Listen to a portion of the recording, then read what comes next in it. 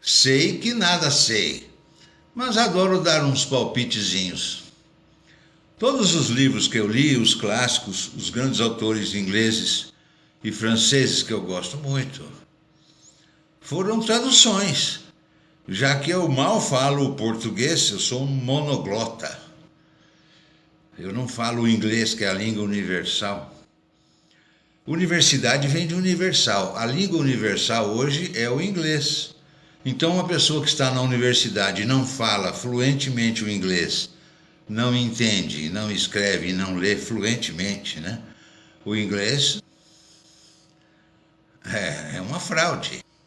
Toda universidade que aceita uma pessoa que não sabe falar, ler e escrever fluentemente o inglês é uma fraude, porque a língua universal é o inglês.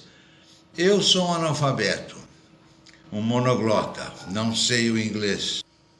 Mas enfim, no século IV, São Jerônimo, ele traduziu o Antigo Testamento em hebraico e traduziu o Novo Testamento do grego, né? Todos para o latim, chamado a Vulgata de São Jerônimo, que foi a Bíblia traduzida em latim, que vigorou aí por 1000 anos.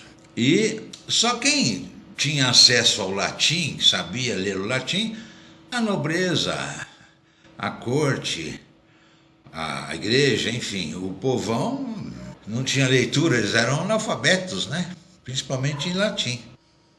Aí em 1380, o John Wycliffe, ele era um professor de Oxford, e ele pegou várias cópias dessa Vulgata do São Jerônimo e as traduziu para o inglês. Traduziu o São Jerônimo para o inglês, não totalmente, alguns escritos lá. E espalhou lá ele e os seus alunos, os seus colegas de Oxford. E isso aí deu um quiprocó tão grande que 49 anos depois da sua morte, o Papa mandou desenterrar ele e queimar os ossos dele e jogar lá no rio. Falou, joga no rio Avon. Tamanha a bronca, né, que eles tinham. Mas o que ele era? Ele era um tradutor. Passado alguns anos, alguns discípulos dele, principalmente o John Huss, que levou as ideias dele e começou a propalá-las, foi queimado com os livros e as bíblias e os textos.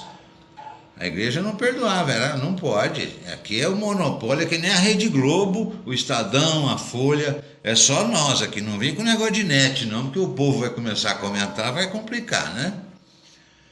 E depois, o Martim Lutero, lá em 1519, ele publicou lá suas teses, aí a igreja queria queimá-lo, o Estado foi atrás dele, o Império, enfim. Aí um protetor dele, um príncipe, sequestrou ele, botou ele num castelo lá quietinho, falou, fica aí que eles estão querendo te queimar, hein? Aí ele traduziu a Bíblia do hebraico, né, e do grego para a língua alemã. Vamos alfabetizar os alemães para que eles tenham acesso à Bíblia, a palavra de Deus, o povão, sem intermediário, como nosso Senhor Jesus Cristo dizia, eu sou o caminho, a verdade e a vida. A salvação é só através da minha pessoa, da fé. E não tem pedágio não, é grátis. Você entende? Em 1525, William Tyndale, a mesma coisa, só que ele traduziu não da Vulgata de São Jerônimo, ele foi direto do hebraico e do grego e traduziu a Bíblia para o inglês. Resultado? Fogueira. Foi queimado em 1536, William Tyndale. 3 anos depois, em 1539, o Henrique VIII, o rei, ele financiou uma Bíblia em inglês, traduzida inteiramente para o inglês, que ficou conhecida como a Grande Bíblia, e ele era o Henrique VIII, convenhamos. Aí já foi um rompimento com a Igreja de Roma. No caso do Henrique VIII, casado com a Catarina de Aragão, Ele não tinha filhos, né? Queria um herdeiro. E o Papa não queria deixar ele anular o casamento dele para ele poder casar de novo. Ele já estava de olho na Ana Bolena, uma protestante, educada na França. No fim ele brigou com esse Papa, casou com Ana Bolena. E o Henrique VIII teve uma filha com a Catarina de Aragão, que era a Maria I. E depois ele brigou com o Papa lá, casou-se com Ana Bolena, protestante, não teve um herdeiro homem, teve uma filha, Elizabeth, que seria a Rainha Elizabeth I. E depois ele teve lá um outro casamento que teve o rei Eduardo VI, e que após a morte do Henrique VIII ele reinou. Ele morreu cedo, protestante, botou a Inglaterra protestante. E com a morte dele, a meia-irmã dele, filha da Catarina de Aragão, né?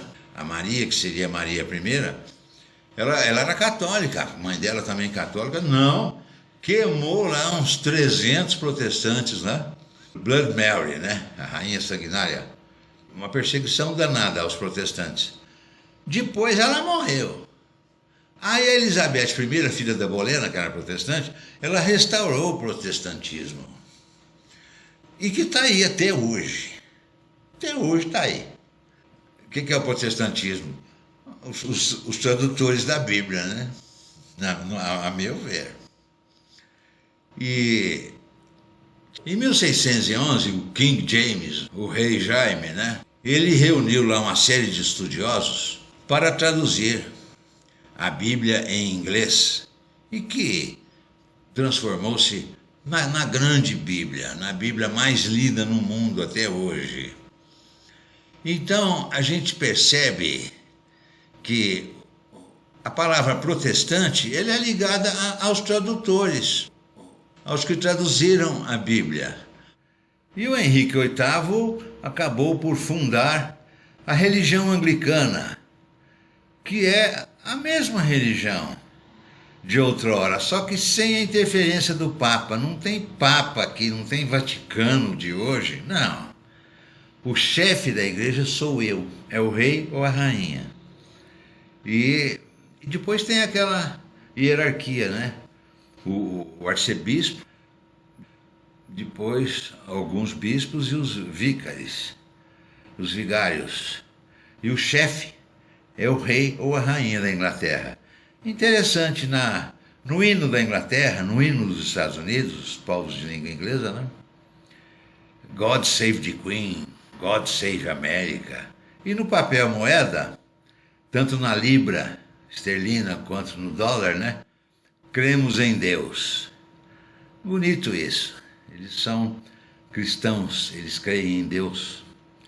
E isso está contido na nota, papel, moeda, dinheiro, e também no hino deles. No nosso, não. E de muitos outros aí também não. Não sei porquê, não vou entrar no mérito. Tinha um português chamado João Ferreira de Almeida. Ele era católico, os pais morreram, ele foi criado por um tio protestante, converteu-se ao protestantismo. E ele que traduziu essa Bíblia que nós, brasileiros, conhecemos. Ele traduziu. Mas ele traduziu do hebraico, da Gênesis, até Ezequiel. E o Novo Testamento, em grego, ele traduziu completo.